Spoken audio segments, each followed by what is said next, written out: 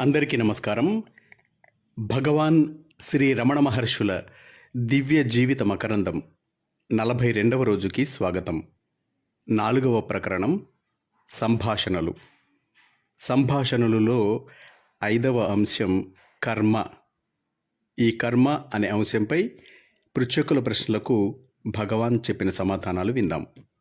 భగవాన్, కర్మ అంటే ఏమిటండి? ఫలితాలివ్వ మొదలైనది ప్రారబ్ధ కర్మ. మన లెక్కలో జమై తరువాత ఎప్పుడో ఫలించేది సంచిత కర్మ. కూరగాయలకు బదులుగా గ్రామీణులు పుచ్చుకునే ధాన్యాదుల వలె ఈ సంచితాలు పలు విధాలు. ఆ పుచ్చుకున్న ధాన్యం వరి, బార్లీ, రాగులు వంటివి. నీటిలో కొన్ని తేలిపోతుంటాయి, కొన్ని మునుగుతాయి. అందులో కొంత మంచిది, కొంత కలగలుపు, కొంత పొల్లు ఉండవచ్చు. సంచితమైన ఈ వివిధ కర్మలలో అత్యంత శక్తివంతములు మరుజన్మలోనే ఫలవంతములై ఆ జన్మకది ప్రారబ్ధము అనబడుతుంది.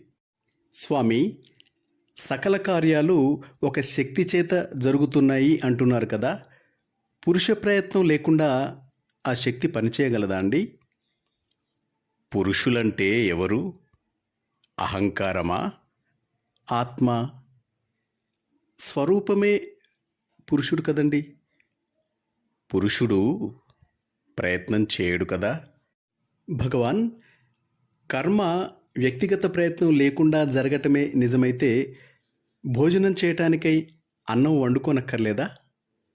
ఆత్మ అహంకారం ద్వారా పనిచేస్తుంది. ప్రయత్నం లేకుండా ఏ పని జరగదు. నిద్రపోతున్న పసిపిల్లలకు తల్లి అన్నం తినిపిస్తుంది. మేలుకొన్న తర్వాత ఆ పిల్ల నేను తినలేదు అంటుంది. తల్లికి తెలుసు ఆ పిల్ల తిన్నదని. అదేవిధంగా జ్ఞానికి తెలియకుండానే ఎంతో కర్మ జరుగుతుంది. ఇతరుల దృష్టిలో జ్ఞాని పనిచేసినట్టు కనపడతాడు, కానీ జ్ఞాని దృష్టిలో ఏ పని లేదు. జ్ఞాని అధీనమై ప్రకృతి అంటే వాయువు, అగ్ని పనిచేస్తున్నాయి. ఇది సంగతి. అట్లా సమస్తము ఆయన అధీనమై ఐశ్వర్యమై ఉంటాయి. విశ్వం ఆయనకు అనుగుణంగా పనిచేస్తుంది. ఇంత జరుగుతున్నా ఆయనకేమీ తెలియదు. అయినా ఆయనే మహాకర్త. ప్రతి జీవుడు ఓ నియమానికి లోబడవలసిందే. చివరకు బ్రహ్మదేవుడు కూడా ఇంతే. స్వామి, జ్యోతిష శాస్త్రరీత్యా అది అప్పుడు జరుగుతుంది, ఇది ఇప్పుడు జరుగుతుంది, అది ఆ గ్రహబలం, ఇది ఈ గ్రహబలం అని చెప్తారే, అది యథార్థమేనంటారా? నేను అనే అహంత ఉన్నంత వరకు అన్నీ నిజమే. ఆ అహంత నశించినప్పుడు ఏది నిజం కాదు. మరైతే ఆ అహంత నశించిన వారికి జ్యోతిష్యం యథార్థం కాదంటారా? కాదనేందుకు ఏమున్నదండి? చూచేవాడుంటేనే చూడడం ఉంటుంది. అహంత నశించిన వారు చూచినా చూడని వారే. కిటికీ తెరిచే ఉంటుంది, లోపల చూచేవాడుండి చూడాలి కానీ కిటికీ చూస్తుందా? స్వామి, తాను లేకుంటే శరీరయాత్ర ఏ విధంగా జరుగుతుంది? అదే శరీరం మనకొక ఇల్లు. నీవు ఉంటేనే ఈ ఇల్లు బాగుంటుంది, కానీ లేకుండా బాగుండదు. అందువల్ల మనం ఉన్నంత వరకు నివాసయోగ్యంగా చేసుకుంటున్నాం అన్న విషయం తెలుసుకొని ఆ తెలివిని సదా విడవకుండా ఉండాలి. విడిస్తే శరీరం నేననే భావన వచ్చి బాధిస్తుంది. అప్పుడన్నీ యథార్థమే. ఆ భావన నశించడమే అహం నాశనం. ఆ అహంత నశించినప్పుడు ఏది నిజం కాదు. జరిగేది జరుగుతుంది, జరగనిది జరగనే జరగదు. భగవాన్, జరిగేది జరుగుతుంది, జరగనిది జరగనే జరగదు అని సెలవిస్తారే, ఇంకా మంచి చేయాలనటం ఎందుకండి? మంచి చేస్తే సుఖం కలుగుతుంది, అందువల్ల చేయాలన్నారు.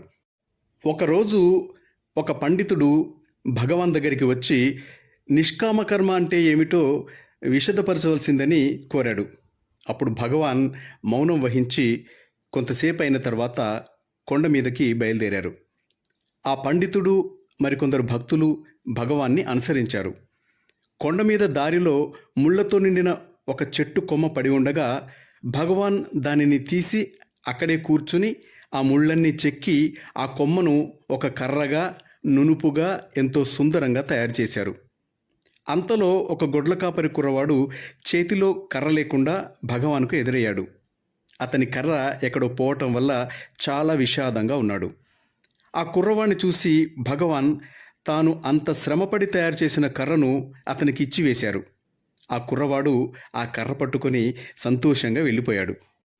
అదంతా చూస్తున్న ఆ పండితుడు అప్పుడు ఆనందంతో, భగవాన్ నిష్కామకర్మ అంటే ఏమిటో ఆచరణపూర్వకంగా తెలియజెప్పారు అంటూ భగవాన్ పాదాలకు నమస్కరించాడు. 6వ అంశం ప్రారబ్ధం. ఈ ప్రారబ్ధం అనే అంశంపై పృచ్ఛకుల ప్రశ్నలకు భగవాన్ సమాధానాలు విందాం. స్వామి, ప్రారబ్ధం ఉన్నదా? జరగవలసింది జరిగే తీరుతుందని మీరు అంటున్నారు కదా, అయినప్పుడు ఇక ప్రార్థనలు, ప్రయత్నాలు అవసరమేనంటారా? ప్రారబ్ధాన్ని దాటడానికి 2 మార్గాలున్నాయి. ఒకటి, ప్రారబ్ధం ఎవరికి అని ప్రశ్నించుకొని ఆత్మను తెలుసుకోవటం. ప్రారబ్ధం అహంకారానికే గాని ఆత్మకు కాదు. మనం ఆత్మస్వరూపులమైనప్పుడు ప్రారబ్ధం మనలను బాధించదు. ఇక రెండవది, భగవంతునకు పరిపూర్ణ శరణాగతి చెందటం. ప్రభూ, నీవు తప్ప నేను లేను, నీ ఇచ్ఛయే నెరవేరుగాక అంటూ నిరంతరం ప్రార్థించాలి. ఇది కావాలి, అది కావాలి అని కోరుకోవటం కూడదు. చివరకు మోక్ష ఆపేక్ష కూడా అడ్డే అవుతుంది. అప్పుడు అహంకారం పూర్తిగా నాశనమైపోతుంది. ఇక ప్రారబ్ధం బాధించదు. భగవాన్, శరీరం లయముందేదాకా ప్రారబ్ధం దాన్ని అంటుకునే ఉంటుంది అని చెప్తారు కదా, శరీరంలో ప్రాణం ఉన్నప్పుడే దాటటం సాధ్యమా? సాధ్యమే. ఎలాగంటే, అహంకారం ఉన్నప్పుడే ప్రారబ్ధం నిలుస్తుంది. శుద్ధ చైతన్యమగు ఆత్మకు జడమగు శరీరానికి నడుమ జనించిందే ఈ అహంకారం. ప్రారబ్ధ ప్రభావం ఈ అహంకారం అంటే జీవభావన ఉన్నంతవరకే.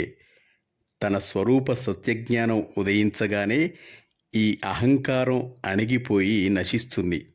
అప్పుడిక ప్రారబ్ధం ఎట్లుండగలదు? రెండింటికి అవినాభావ సంబంధం కదా. కాబట్టి అహంకారం లేకుంటే ప్రారబ్ధం కూడా లేదని సిద్ధాంతం. నాకు మనశ్శాంతి లేదు, ఏదో శక్తి, అంటే అది బహుశా ప్రారబ్ధం కావచ్చు, నా శాంతిని హరిస్తోంది భగవాన్. ప్రారబ్ధమా అంటే ఏమిటి? ప్రారబ్ధం అనేది వేరే లేదే. భగవంతునకు శరణాగతి చెందు, అంతా సరవుతుంది. నీ బాధ్యతల్ని, భారాల్ని ఆ భగవంతుని పైన పెట్టు. ఆ భారం నీపై పెట్టుకోకు. అప్పుడు ప్రారబ్ధం నిన్నేమి చేస్తుంది? పరమేశ్వరుడు తన అధికారాలన్నింటినీ విష్ణువునకు దత్తం చేసి అరణ్యాలలో, శ్మశానాలలో భిక్షాటనతో ఉంటూ ఆనంద తాండవం చేస్తున్నాడు. ఆ ఆనందానికి ఏ అధికారాలు, హోదాలు సరిరావు. దానికి మించింది మరొకటి లేదు. కోరిక, ఆపేక్షల నుండి విముక్తే నిజమైన ఆనందం. కోరిక ఎప్పుడూ ఉన్న అధికారాలను నిలుపుకోవాలని, వాటి నుండి ఆనందాన్ని పొందాలని విఫల యత్నం చేస్తూ దుఃఖాంబుదిలో మునుగుతూ ఉంటుంది. స్వామి, జ్ఞాని ప్రారబ్ధానుసారం చేయవలసిన పనులుంటే చేస్తాడు అని తాము సెలవిచ్చారే, అసలు జ్ఞానులకు ప్రారబ్ధం లేదంటారు కదా? ప్రారబ్ధం లేనిది దేహమెట్లా వచ్చింది? పనులెట్లా చేస్తారు? జ్ఞానుల చర్యలనే ప్రారబ్ధము అంటారు. బ్రహ్మ మొదలు సదాశివాది దేవతలకు కూడా ప్రారబ్ధం ఉన్నట్లు చెప్పబడి ఉంది. రామ, కృష్ణాది అవతారాలు అంతే. పరిత్రాణాయ సాధూనాం వినాశాయ చ దుష్కృతాం ధర్మ సంస్థాపనార్థాయ సంభవామి యుగే యుగే అన్నట్టు ఎప్పటికప్పుడు సాధువుల పుణ్యం, దుష్టుల పాపం చేరి ప్రారబ్ధంగా పరిణమించి ధర్మ సంస్థాపనార్థం ఈశ్వరుడు రూపం ధరిస్తాడు. దాన్నే పరేచ్ఛా ప్రారబ్ధం అంటారు. శరీరమే ప్రారబ్ధం.